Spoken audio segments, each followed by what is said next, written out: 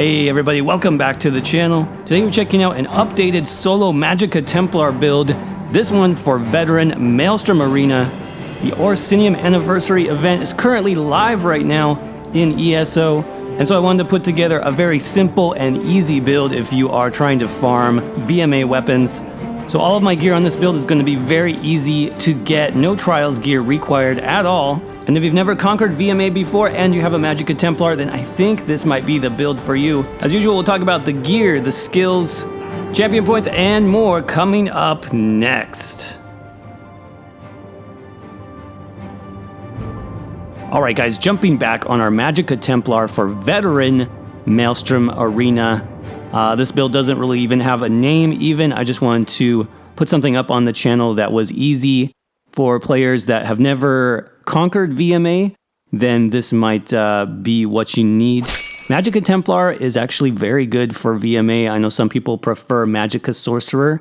I personally like Magicka Templar a lot just because you have so much passive healing as well as buffs on the Magicka Templar. We get passive minor protection, passive minor mending.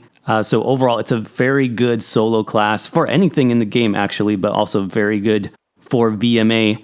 So we'll start with the stats as usual with a quick disclaimer that I'm not fully min-maxed yet on this build. I am missing some passives like my Undaunted and Mage's Guild. So your stats can go a lot higher than this. Just keep that in mind. So max Magicka coming in at about 35,000, max health about 19,000, max stamina 14,000.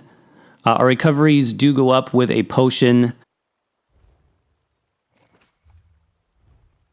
So about 15, almost 1,600 Magicka recovery there. And that's just on the stat sheet. We also have some skills that are providing extra Magicka recovery on top of that. Spell damage unbuffed is about 1,800. We do have several buffs to spell damage. So we have minor sorcery, major sorcery, and a berserker enchant, which brings us just at 3,000 total spell damage on this build. Spell critical is pretty solid at 66% there. And then our resistances do go up while we have our rune active. Sitting in the rune looking at 23,000 spell resist and 20,000 physical resist. This is a light armor build, 5 light. And you can run 1 medium, 1 heavy, or 2 heavy if you want. Now I do have all my points into max Magicka. I've taken the Vampire off for this build. I definitely recommend that, especially if you're a newer player, because fire damage is pretty bad in VMA, especially the last 2 arenas. So you want to just bring that down. Using the purple tri-stat food, I think this gives us a lot of stats to play around with, especially having a high stamina pool so you can block, you can roll dodge, you can sprint, and not be CC'd without any way to break free. So I definitely recommend that food. Mundastone is going to be the lever for extra penetration. Spell penetration specifically. Now on the Magicka Templar, it is interesting because the more damage you do with your main attack, which is puncturing sweeps, the more healing you get back. So this is a great option, not just for DPS, but for healing on the Magicka Templar. Potions here on the build, you can actually just use basic Magicka potions, trash pots, if you want. If you want a little bit more sustain and survivability, then definitely tripods would be very good as well. And then in terms of our race, I am a high elf on this build. I think high elf is pretty good for the passive here, spell recharge, which gives you Magicka or stamina back based on whichever is lowest. This is really nice to keep your stamina up. Like we said, you'll be doing a lot of roll dodging, a lot of blocking, a lot of sprinting. So this passive is actually pretty nice on the high elf. You also take 5% less damage while channeling, and guess what? Our main attacks are channels, so that does work out. You do get the 2,000 max Magicka bonus, and you get a nice bonus to your spell damage there. Another option that's also very good for any Magicka setup is going to be the Breton race. You'll get a lot better sustain there through your cost reduction and some Magicka recovery. Either one is really fine, and you'll just adjust your glyphs either way to compensate on the build. So moving on to our gear sets next. Again, with this build, I'm just assuming that maybe you don't have access to trials gear or you're getting ready to enter trials. You might not have any arena weapons. So this is just a very basic setup that's pretty easy to get and is also really effective. We're starting off with 5 pieces of Mother Sorrow. This is a drop set from the Dishan zone. You can get this from the Overland bosses there, from the Delves, or you can just pick it up on Guild Traders. And I have one other tip about where to get this. But as far as what it does, it gives you max Magicka on the 2-piece, and then lots of spell crit for the 3, 4, and 5 piece. Now again, on the Templar, more damage from crits. We get crit bonuses as a class. One of our class passives actually gives us extra crit bonus damage here. And more damage means more healing on your build. And that's passive healing from our Puncturing Sweeps ability. So having lots of crit on the Magicka build is going to be very important for beating Veteran Maelstrom Arena. Now I am running double lightning staff here, front bar and back bar, and I am using an infused lightning staff for both of those. For our front bar glyph, I decided to go with just a very defensive glyph, and that's going to be the Hardening enchantment. That's our damage shield. And with some CP adjustments here, you're able to get a 5k damage shield every 5 seconds. So that's a nice defensive buff for yourself because you will be heavy attacking on your front bar quite a bit, and this will go off every 5 seconds automatically. You don't have to think about it. And this also synergizes with some of our other sets, which will also give us more damage shields. So I definitely recommend that. If you are new to VMA, just pop on that damage shield glyph on the front bar. If you're a little bit more experienced, you can obviously put a damaging enchant here. A shock enchant, for example, will help you finish off targets even faster. Back bar, we've got another infused lightning staff, this time with the Berserker enchant. So that's giving us a little bit over 500 spell damage when you consider all of our spell damage buffs that we get on the Magicka Templar. So this does increase your spell damage by quite a lot. It also has a 100% uptime. Every time you switch to your back bar, just hit a light attack and you'll get that extra spell damage for 5 seconds. Now this set can be a little expensive when you're buying, especially the weapons. So just a quick tip here is going to be the staff that I have is actually a quest item, which you can get again from Dishan all the way over here at the Silent Mire. This is a quest that you can pick up. It takes maybe 5 minutes at the most, and you'll get that free infused lightning staff.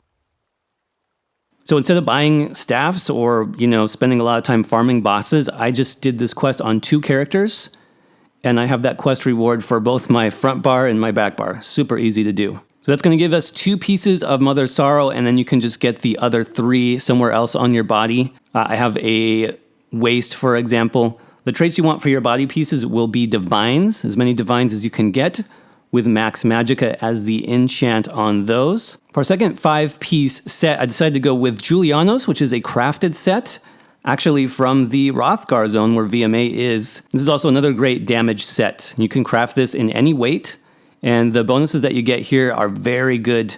You get spell critical, max Magicka, spell critical again, and then about 300 spell damage on the 5-piece there. Now because this is a crafted set, you can craft it in any weight and any trait.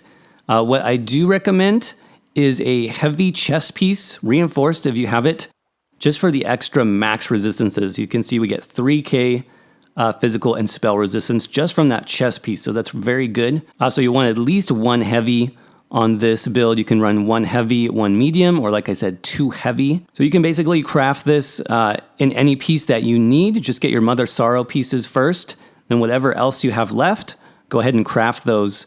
I do recommend crafting at least a few jewelry pieces of Julianos. And the reason for that is because you can trait these with anything you want because it is a crafted set. And what I recommend is going to be at least 1 piece of Bloodthirsty. So what Bloodthirsty does as a jewelry trait is it gives you extra bonus damage in execute range. So anytime the enemy is underneath 25% health, you can see every attack that I'm doing is going to be increased by 9%. It will be 10% at gold.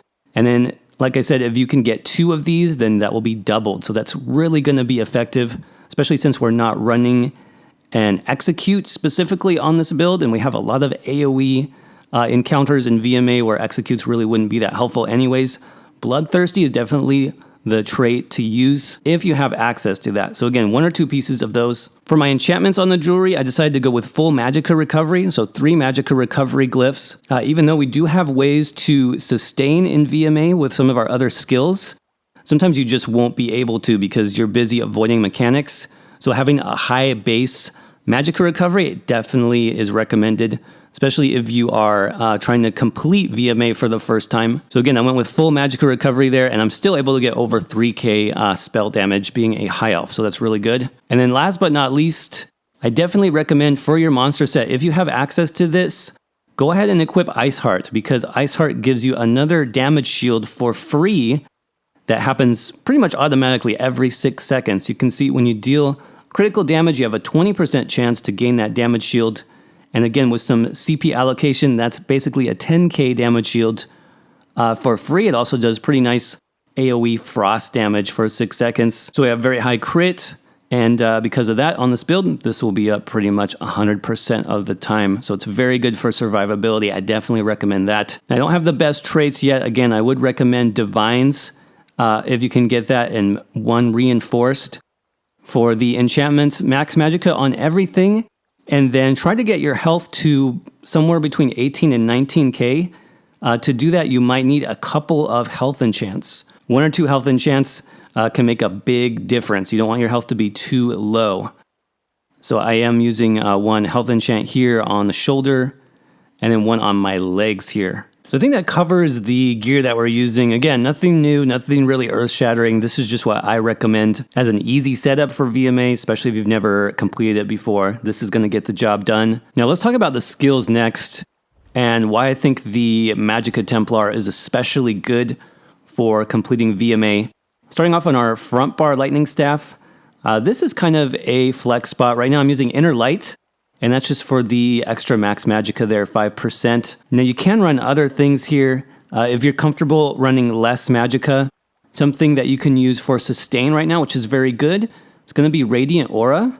Radiant Aura is actually free to cast, and it gives you minor Magicka steal in an AoE around you. So that gives you 300 Magicka back every 1 second. It also gives you passive minor Fortitude, minor Endurance, and minor Intellect.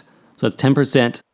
To all of your recovery. So this is a really great skill to run passively there on the front bar. And then also coming up next week for you PC players in the Scalebreaker DLC, you definitely want to think about running Soul Trap on your front bar. So Soul Trap is going to get a significant buff in damage. It's also going to get buffed in the sustain here. So I believe this is going to give us 20% max health, Magicka, and stamina every time an enemy dies. So talk about crazy sustain. I definitely will be trying this out once the Scalebreaker DLC hits. So again, you have some options there on the front bar, but just for now, for just flat damage, I'm using Inner Light. Next up, Explosive Charge is our gap closer. This also does AoE damage, and it's a stun and interrupt. Now, something that every build needs, in my opinion, for VMA is an interrupt skill. And the nice thing about this on the Magicka Templar is this is also a gap closer. So it gets you in melee range, which is what you need for your main spammable, which is puncturing sweeps. Okay, so enemy archers, enemy casters, anything that needs to be interrupted in VMA, this is going to be your go-to. So it's very important, especially since we are playing a melee setup on this build. Next up is Harness Magicka. You got to run this in VMA as a Magicka build. This is just your damage mitigation. Also is going to give you some Magicka sustain. This skill combined with our Ice Heart, combined with a damage shield glyph on your front bar, if you choose to use that, it's going to give you basically your full health in a damage shield. So basically doubling your effective health. It's really effective at staying alive through really difficult fights and mechanics. The fact that it's on our front bar just means we have the easiest access to it. So that's what you want for your defensive skill. Main spammable ability here is going to be Puncturing Sweeps. This does very nice AoE magic damage. It also heals us back, which is very important. You need a source of passive healing in order to do well in a Maelstrom Arena. Now, this skill is also really good for proccing some of our passives, especially Minor Protection here. So when you have your sweeps active, can see that little armor buff that's giving us extra damage mitigation while we're going on the offensive. So that's really important. And then last regular skill here is going to be Structured Entropy. This is mainly our source of major sorcery since we're not using expensive potions on this build. So that's giving us 20% spell damage for 20 seconds.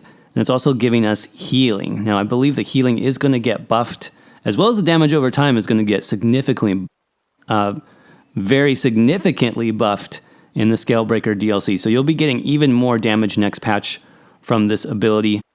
Running this on your front bar as well is going to give you access to those nice Mage Guild passives. You get extra Magicka and Magicka Recovery by having those slotted on your front bar. For your ultimate here, I definitely recommend the Destruction Staff ultimate here, Thunderous Rage. This just is the most damaging ultimate you can get your hands on basically as a Magicka Templar for a large AoE radius. This is great for those burn phases where you just need to power through a boss, get them down from 50% to 0 health. This is going to be your go-to ultimate. Back bar now, also a lightning staff. I'm using Reflective Light as my first skill. Now this is another flex spot. You can use Wall of Lightning in place of that if you want to. Now what's good about Reflective Light, depending on your build, is this does give you access to Major Prophecy. That's that 10% spell critical buff every time you cast this. So if you're not running Mage Light, you definitely want to run this ability on your back bar. That's going to give you access to Major Prophecy.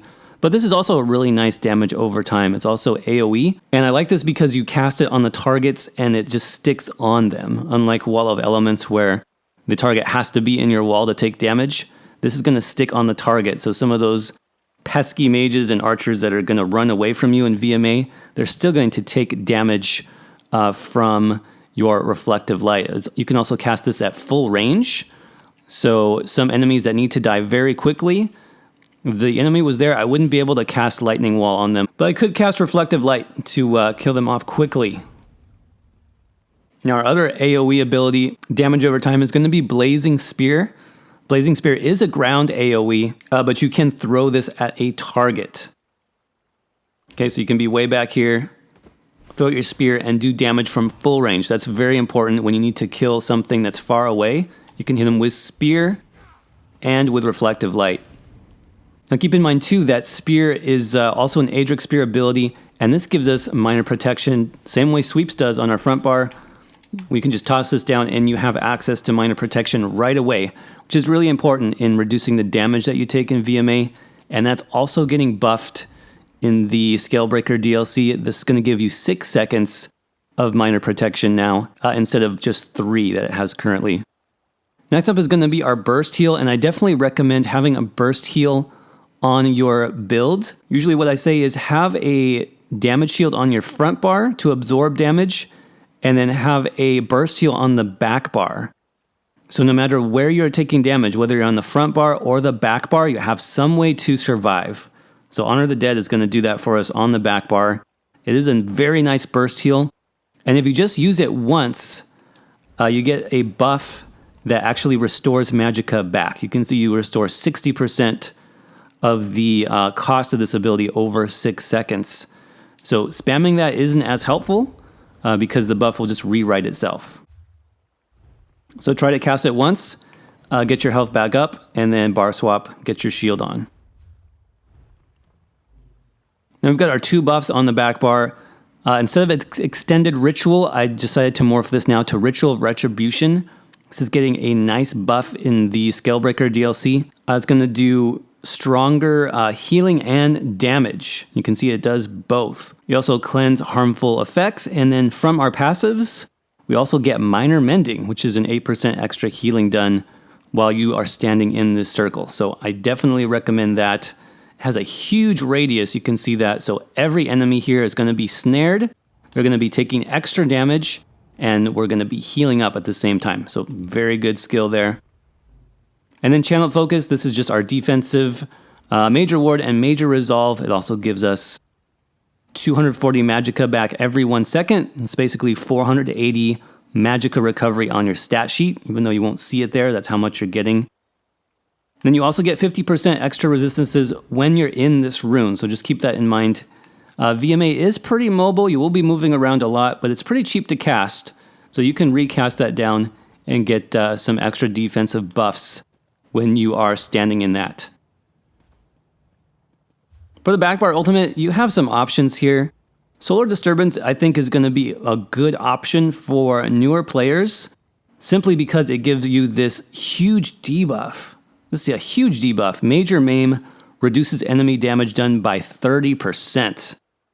This also stays for 6 seconds after the 10-second duration. So this is like basically 16 seconds of Major Maim in a huge area. So it doesn't do as much damage as your Destruction Staff Ultimate. It does probably about half the damage, but it is very good for keeping you alive. If you're facing, a big group of enemies in VMA, you'll just drop this down. Let me show you what it looks like. And within this area, they're all going to be debuffed. And this, along with your healing, you'll be taking very little damage. It's a great way to stay alive for a little while if the fight's getting rough. Definitely think about using that. But like I said, you could do other things here. Remembrance is another good option. This gives you major protection for 10 seconds, and it is much cheaper. So that's another option too. So taking a quick look at our passives. Passives are definitely important to think about. Piercing Spear.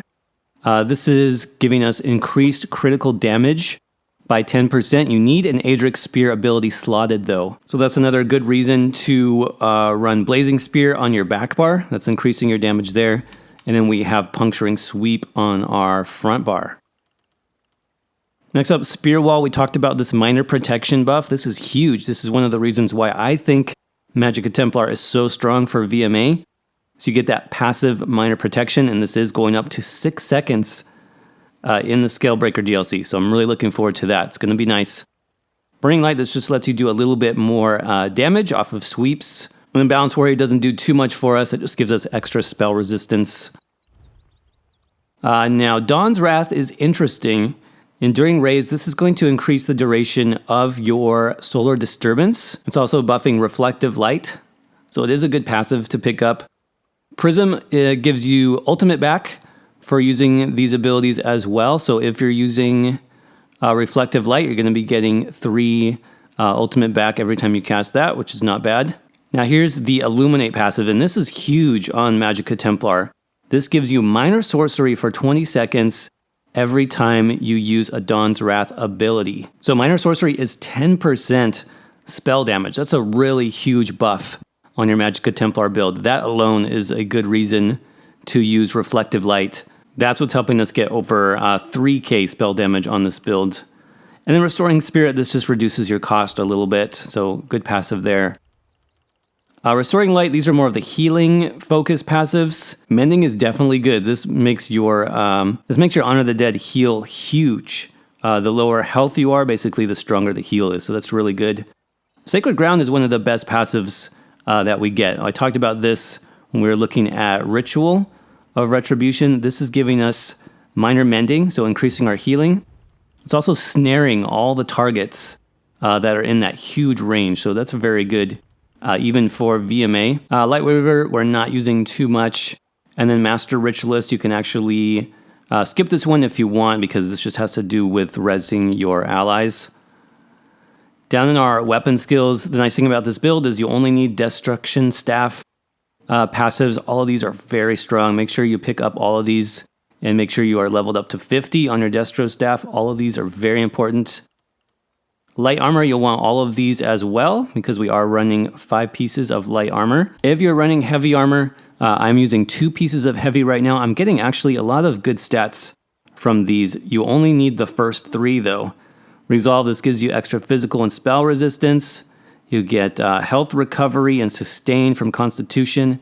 And then Juggernaut gives you 4% bonus health, which is actually really good for VMA. Like I said, I don't recommend Vampire here. In Fighters Guild, don't miss this one. You can get a lot of extra ultimate for the Banish the Wicked passive, because basically almost everything in VMA counts as a Daedra. So make sure you pick this up. You'll be getting tons of ultimate back with that passively. Mages Guild, make sure you pick these up as well as your Undaunted passives. I'm not quite there yet. And then you obviously want your racial skills. Don't forget alchemy, medicinal use. This makes your potions last 30% longer, so that's very important. So let's check out champion points next. Also extremely important for Maelstrom Arena. Now this is going to be for 810 champion points. And if you have less than that, I'll give you a few ideas about where to put them. So in the green tree, we've got 40 into Warlord, 14 into Sprinter, 37 Tenacity, 75 Arcanist, 43 Mooncalf, 37 into Shadow Ward, and 23 into Tumbling. You can drop a few from Mooncalf, drop a few from Arcanist. I wouldn't recommend dropping any from Tenacity because we are doing a fair bit of heavy attacks on this build. So those are important. In the blue tree now, I've got 27 into Blessed, 37 into Elfborn, 49 into Elemental Expert, 43 into Spell Erosion. You can actually drop some from Spell Erosion as well, because not every enemy in Maelstrom Arena has maximum resistances, so sometimes I'm over the enemy's resistance on the build, so you can leave a few of those out. Staff Expert is just a really easy bonus to get. I definitely recommend this. 16 points for 10% damage on your light and heavy attacks is no joke. That's definitely really good. Master at Arms 23, and then 75 into Thaumaturge, since most of our damage is damage over time. I know this is over the jump point, which means I'm basically wasting 2 points, but to me it's not a waste because that unlocks the Exploiter passive, and that will give us 10% increased damage for off-balance enemies. And then in the red tree, 56 into Ironclad, 13 into Light Armor Focus, 13 into Thick Skinned, 56 into Hardy, 49 into Elemental Defender,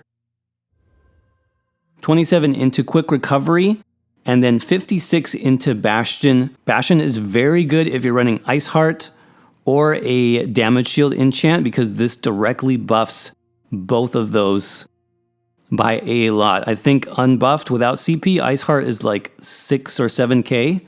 And with my Bastion points put in here, I'm at basically 10k Damage Shield. So if you have enough points, definitely focus on this if you're using those two set pieces.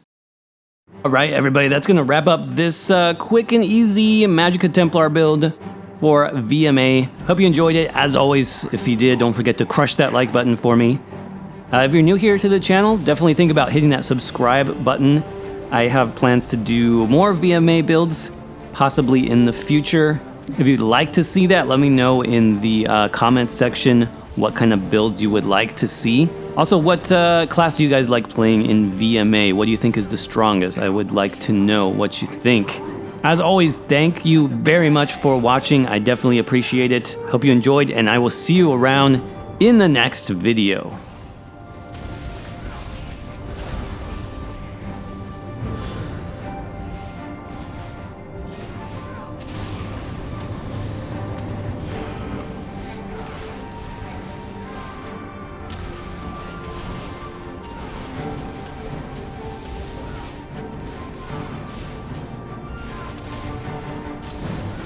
Creature, you only delay the inevitable.